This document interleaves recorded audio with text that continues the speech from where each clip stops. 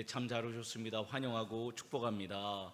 사랑하는 성도 여러분, 힘든 세상 속에 살아가시다가 6월의 첫째 주일을 맞아 성전에 모여 하나님을 예비하니 마음이 어떠십니까? 참 좋습니다. 오늘도 믿음으로 고백하는 모든 주의 종들 가운데 하나님의 크신 은혜와 평강이 함께하기를 주님의 이름으로 축복합니다. 우리가 세상을 살아가면서 많은 사람들과 함께 만나고 일을 하게 됩니다. 이 사람 참 좋은 사람이다. 개초도 같이 일하고 싶다는 사람이 있고, 이 사람은 좀 같이 일하기가 어렵다라고 생각하는 나름대로의 기준이 있을 것입니다. 우리는 어떤 사람과 함께 일하고 싶습니까? 또한 우리는 그 사람들에게 어떤 동역자일까요? 교육기업 디쉐어의 대표였던 현승원 원장님의 이야기를 소개합니다. 그는 학원을 운영하면서 절대로 포기할 수 없는 원칙이 있었습니다. 그것은 바로 정직이었습니다. 학생이 공부를 못한다면 잘한다고 말하지 않았습니다. 학습 의지가 없는 학생이 있다면 학부모님에게 알렸습니다. 심지어 계속해서도 학습 태도가 바뀌지 않으면 학원에서 제적하기도 했습니다. 이런 학원의 원칙을 학부형들이 좋아했습니다. 신뢰를 얻게 되었습니다. 학원은 어느 순간 성장하게 됩니다. 그런데 회사 규모가 커지고 매출이 증대되면서 문제가 발생했습니다. 잘 되는데 문제가 발생했습니다. 더 이상 원칙을 지키지 않게 된 것입니다. 내보내야 할 학생을 붙잡고 성적보다 학생 수를 우선하고 교육의 질보다 매출을 중요하게 생각하기 시작했습니다. 결국 학생들의 태도는 무너졌고 이것을 묵인하는 학원의 신뢰도 함께 무너져 내렸습니다. 겉으로는 학생 수가 늘어났는데 실제로는 내실 없는 성장에 불과했던 것입니다. 그러던 어느 날 이 현승원 원장이 깨닫게 됩니다. 문제는 다른 사람이 아니라 바로 나였구나. 내가 본질을 잃어버린 것이 문제임을 깨닫게 되었다는 것입니다. 그리고 다시 처음의 원칙으로 돌아가 다시 학원 사역을 시작했다는 것이 그의 간증입니다. 이 이야기는 우리에게 사람의 마음이 하나님이 맡기신 사명이 있을 때는 건강한 열매를 맺어가지만 우리 마음이 다른 사람의 기준에 맞는 성공과 인정, 이익에 빼앗기게 되면 결국 본질을 잃어버려 끝내 하나님의 마음을 아프게 하는 일꾼이 됨을 이야기해주고 있습니다. 요즘 세상은 너무 혼탁합니다. 정직을 별로 중요시 여기지 않습니다. 충성은 미련하다고 생각합니다. 오히려 성과가 중요하고 편법, 어떤 방법으로 서울감 가면 된다는 그런 생각으로 세상을 살아가는 것이 지금 이 시대의 풍조인 것 같습니다. 하지만 하나님은 그런 사람을 사용하지 않으십니다. 하나님은 충성되게 말씀에 힘입어서 정직하게 일하는 청지기를 찾고 계십니다. 하나님이 인정하시는 좋은 청지기는 어떤 자세로 살아가는가? 오늘 본문의 말씀을 갖고 우리 두 가지 자세를 함께 좀 생각해 보고자 합니다. 먼저 1절과 2절 말씀을 우리 한 절씩 교독합니다. 사람이 마땅히 우리를 그리스도의 일꾼이요 하나님의 비밀을 맡은 자로 여길지어다. 그리고 맡은 자들에게 구할 것은 충성이니라. 아멘. 하나님이 인정하시는 이 청지기의 자세가 어떤 모습인가? 알 수 있는 첫 번째 부분은 바로 충성입니다. 고린도 교회는 심각한 분열에 놓여 있었습니다. 분쟁이 너무 컸습니다. 교회는 하나가 될 수가 없었습니다. 분쟁과 분열이 일어나면 교회는 하나 되기 어렵습니다. 사도 바울은 그 원인을 찾아보았습니다. 무엇 때문인가? 그건 바로 우리의 정체성, 교회의 정체성, 성도의 정체성이 문제임을 알게 되었습니다. 그는 이런 이야기를 합니다. 우리가 누구입니까? 우리는 그리스도의 일꾼입니다. 우리는 하나님의 비밀을 맡은 자입니다 하면서 자신의 정체성을 이야기합니다. 또한 그의 정체성은 그의 정체성을 넘어서 바로 교회의 정체성, 우리의 정체성임을 이야기하는 것입니다. 사도 바울을 우리가 이야기를 통해서 우리는 정체성을 다시 한번 확립해야 됩니다. 첫 번째는 우리는 그리스도의 일꾼이라는 겁니다. 일꾼은 배 밑창에서 노를 젓는 하급 선원을 의미합니다. 일꾼은 방향을 결정하지 않습니다. 선주된 주인의 명령에 따라 순종하는 것이 일꾼의 자세입니다. 주님의 교회 일꾼된 우리들도 마찬가지입니다. 우리 자신을 위해서 교회 생활하는 것이 아닙니다. 신앙생활하는 것이 아닙니다. 내 만족을 위해서 교회 다니는 것이 아니라는 것입니다. 주님을 위하여, 주님의 나라를 위하여 사역으로 부름받은 것이 바로 교회 공동체라는 것이. 그래서 우리가 주님의 일꾼이라면 마땅히 주님의 말씀대로 영적인 노를 함께 저어가야 되는 우리는 믿음의 방주 공동체라는 것이죠. 나 노 젓기 싫은데 나 저 방향으로 가고 싶은데 하면은 교회 공동체가 어떻게 될까요? 산으로 가겠죠. 그래서 마땅히 주님의 교회 일꾼된 우리들은 우리를 위하여 신앙생활하는 것이 아니라 주님을 위하여 사역을 감당해야 된다는 일꾼임을 잊지 않기를 바랍니다. 이게 정체성이에요. 요즘 시대가 하도 혼란하고 어지러우니까 내가 원하는 교회, 나 중심의 교회를 선택하는 것을 부끄러워하지도 않고 두려워하지도 않습니다. 하지만 전혀 성경적이지 않습니다. 전혀 성경적이지 않습니다. 저는 오늘 분명히 말씀드립니다. 그런 신앙가는 나도 죽고 내가 속한 공동체를 함께 죽어가는 거예요. 주님을 위한 일꾼을 부르시는 거고 주님을 위한 교회를 세우기로 원하시는 것이 우리를 위한 교회, 우리를 위한 사역은 없는 것입니다. 두 번째는 우리는 하나님의 비밀을 맡은 자임을 기억해야 됩니다. 비밀을 맡았다는 것은 바로 측근에게만 알려주는 신비로운 이야기입니다. 그래서 맡은 자는 청지기를 의미하는 거예요. 주인의 제사를 맡아 관리하는 게 청직인데 하나님의 비밀, 복음의 말씀, 교회의 비밀을 맡은 자가 바로 교회의 일꾼이라는 거예요. 얼마나 교회에 많은 일들이 일어납니까? 어려운 것도 많고 힘든 것도 많아요. 근데 청지기는 어떻게 됩니까? 이거 하나님이 비밀을 알려주신 것이다 라면서 그것을 자물쇠를 걸어 잠가야 하는 것이에요. 그냥 어딜 가나 이야기하고 저길 가도 이야기를 하고 물어보지 않아도 이야기하는 것은 비밀을 맡은 자의 태도가 아닙니다. 주님의 교회는 침묵이 금임을 반드시 기억하시기를 바랍니다.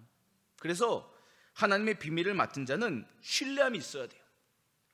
저 사람에게 말하면은 절대 발설하지 않아. 저 사람에게 부탁하면은 반드시 기도해줘. 내 이야기를 누구도 모르게 조용히 도와줘.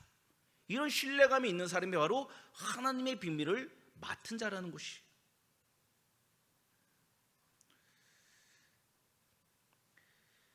우리가 어느 순간 자꾸 다른 사람 이야기하기 좋아하고 교회를 판단하기 좋아하는 이유가 무엇일까요? 바로 우리가 청지기임을 잊어버리고 내가 교회의 주인이 되었다고 착각하기 때문입니다. 목사가 교회의 주인입니까? 목사가 교회의 주인입니까? 아니죠. 왜 이렇게 말하는 게 이게 부끄러워요? 제가 기분 나빠할까 봐요? 장로님이 교회의 주인입니까? 교회의 주인이 누구십니까? 예수 그리스도. 예수 그리스도. 이 분명한 정체성이 우리는 다시 회복돼야 돼요. 이런 거 말하는 게 왜 부끄러워야 됩니까? 교회가 누구의 것입니까? 우리 주님의 것입니다. 청지기의 정신이 자꾸 약해지니까 세상에서 교회 가면은 목사가 다 가져가고 장로가 되면은 교회에서 1등이고 이런 세상적인 논리를 하는 것을 부끄러워하지 않게 되는 거예요. 우리는 주인이 아닙니다. 청직입니다. 우리가 속해 있는 가정, 직장, 교회, 재능, 물질도 다 주님의 것입니다. 우리는 소유자가 아니라 관리자임을 잊지 않아야 됩니다. 그래서 사도 바울은 그들에게 이렇게 이야기합니다. 맡은 자들에게 구할 것은 충성이다. 왜 사도 바울이 맡은 자들에게 구할 것은 충성이라고 권면하고 있는 것입니까? 충성과 믿음은 헬라어로 보면은 피스티스 같은 단어를 쓰고 있어요. 충성이 무엇인가? 믿음의 태도라는 거예요. 믿음의 태도가 있는 분은 뭔가 충성되다는 거예요. 믿음은 한순간에 발휘되는 순간적인 것일 수도 있지만 오랜 시간 동안 변하지 않는 꾸준히 그 자리를 지키는 태도가 바로 믿음, 충성이라는 것이죠.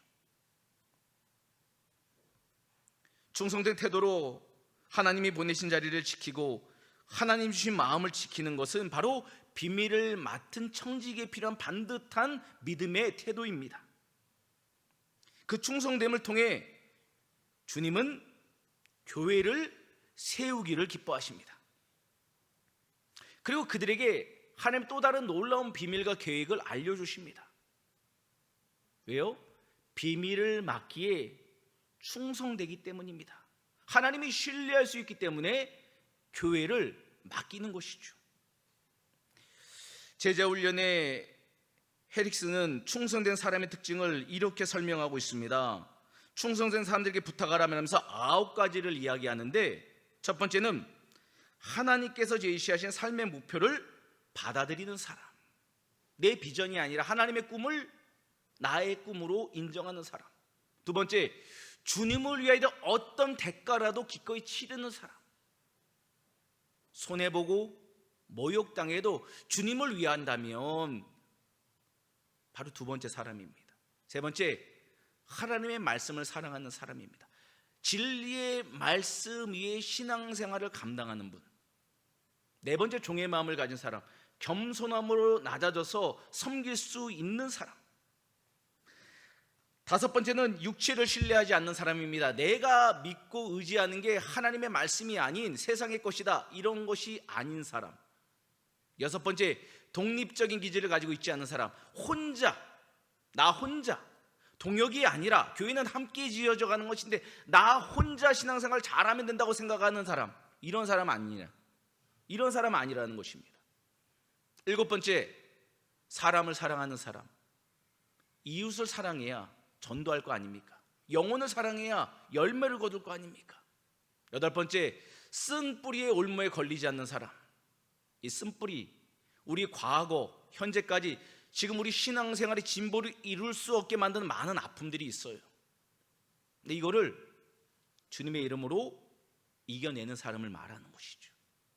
아홉 번째는 자기의 삶을 연단할 수 있는 분, 십자가 복음 가운데 순종으로 감당할 수 있는 분. 이런 분들이 어떤 분들인가? 바로 충성된 사람들의 기준임을 이 책에서는 이야기하고 있습니다. 결국 충성은 무엇인가 보면은 특별한 능력이 아닙니다. 한결같이 주님을 닮아가는 삶의 열매입니다. 한결같이 주님을 닮아가는 것, 주님을 닮아가고 있는가?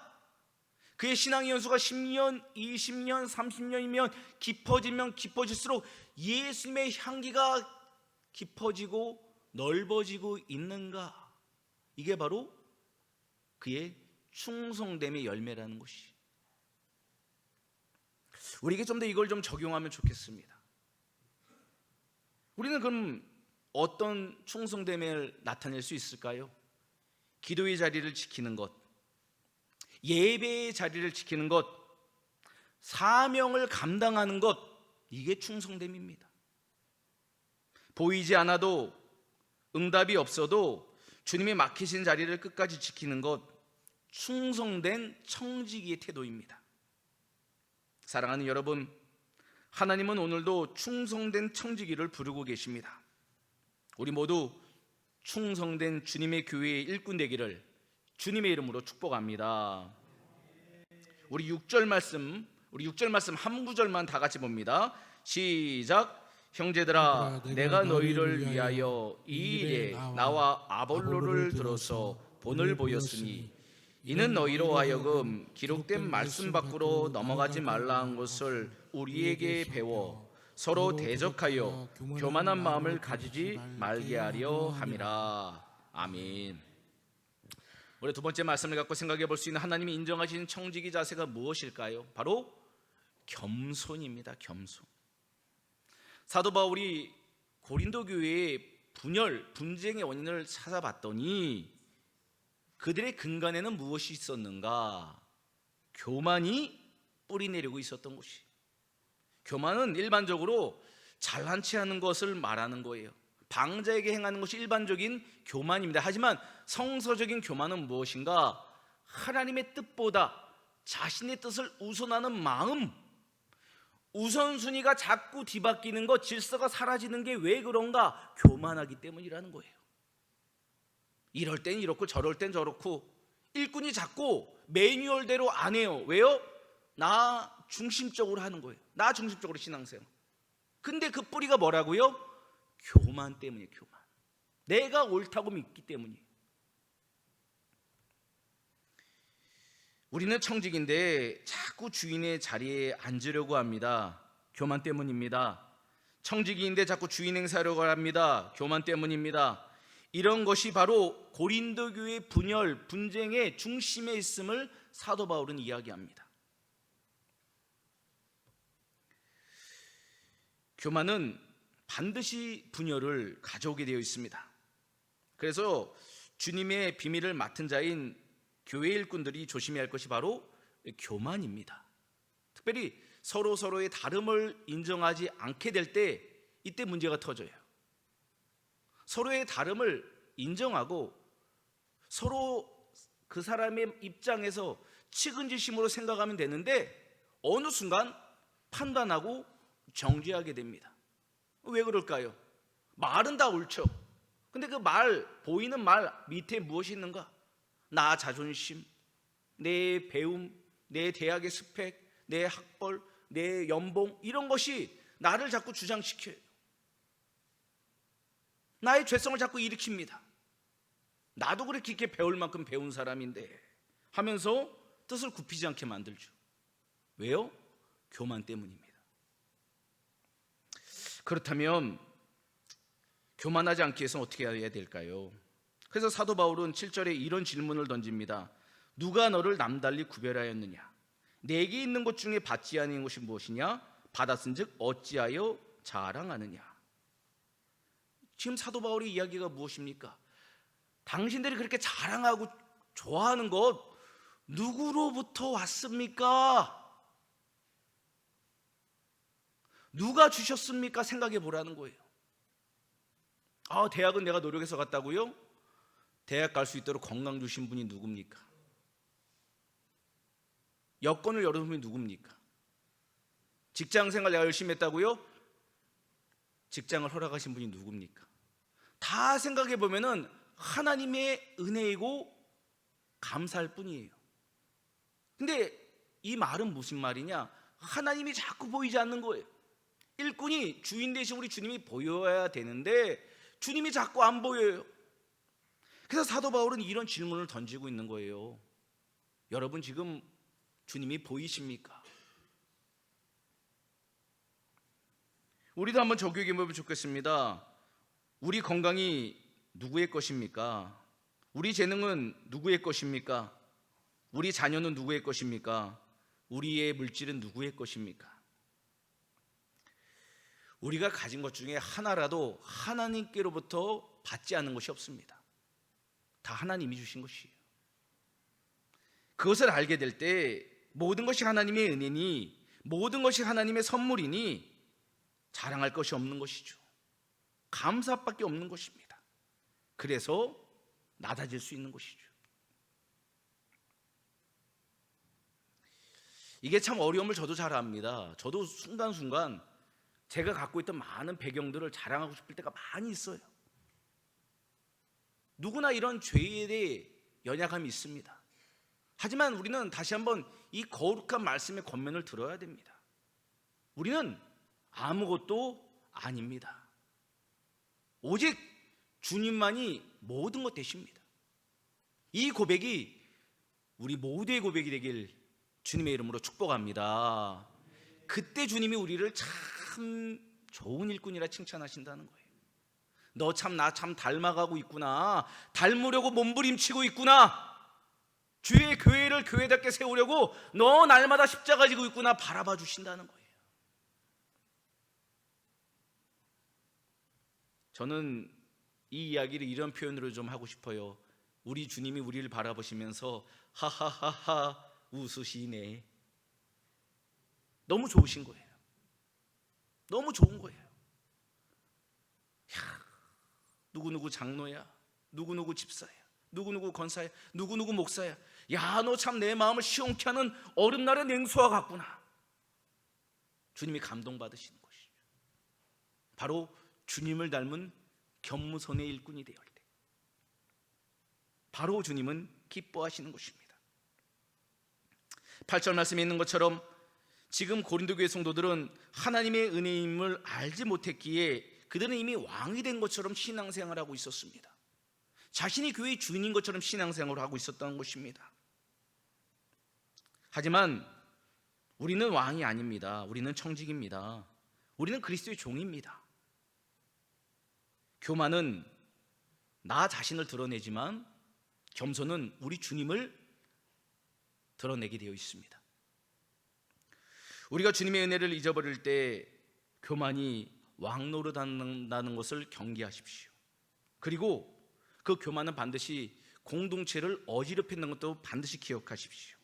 그러므로 우리는 주님이 주시는 거룩한 겸손의 종이 되어 교회 공동체를 하나로 묶는 신실한 미랄의 일꾼이 되기를 바랍니다. 잠언 16장 18절 말씀을 우리 함께 보겠습니다. 시작. 교만은 패망의 선봉이요 거만한 마음은 넘어짐의 앞잡이니라. 아멘. 기억해야 됩니다. 선줄로 안다면 넘어질까 항상 조심하고 또 조심해야 되는 것입니다. 나는 죽고 예수님으로 사는 삶이 바로 청직입니다. 황해도 재룡 동부교회에 정찬유 장로님이라고 계셨습니다.